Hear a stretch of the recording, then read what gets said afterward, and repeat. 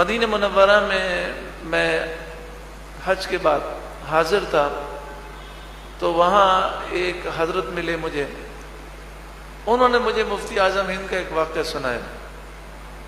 انہوں نے کہا کہ وصال سے 11 مہینے پہلے میں انڈیا گیا مفتی اعظم ہند علیہ رحمہ کی خدمت میں،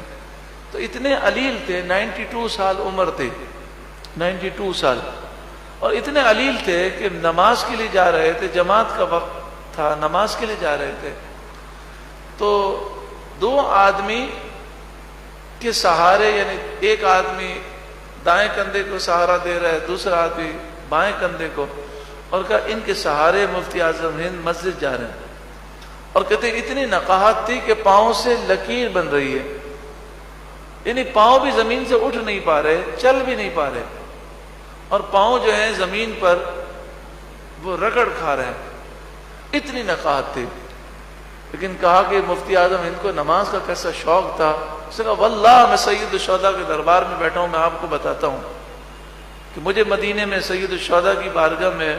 میں سچ بات کہہ رہا ہوں کہ ایسی حالت تھی، لیکن جب مسجد میں نماز کے لیے پہنچے تو مفتی اعظم ہند نے ہم سے کہا کہ چھوڑ دو،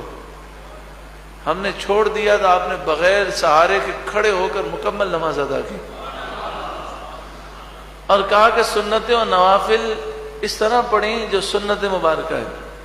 تو کہنے لگا آپ کو پتہ ہے سنت کیا ہے؟ نبی کریم صلی اللہ علیہ وسلم کی سنت یہ ہے کہ فرض نماز ادا کریں تو حضور جماعت سے جب فرض پڑھاتے تو مختصر پڑھاتے تاکہ بیماروں کو تکلیف نہ ہو، بوڑھوں کو تکلیف نہ ہو، لیکن جب خود اپنی نماز آپ پڑھتے، سنتیں پڑھتے، نوافل پڑھتے، تو حضور لمبے لمبے قیام فرماتے ہیں، ایک رکعت میں سورہ بقرہ پڑھتے، دوسری رکعت میں سورہ آل عمران پڑھتے۔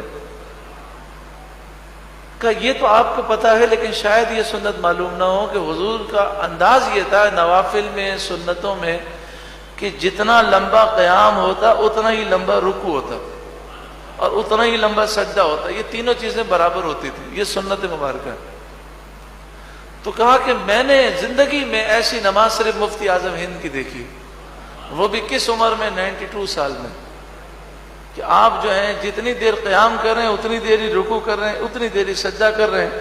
لیکن جب نماز سے فارغ ہو گئے تو پھر آپ کی چلنے، یعنی وہی پوزیشن واپس آ گئی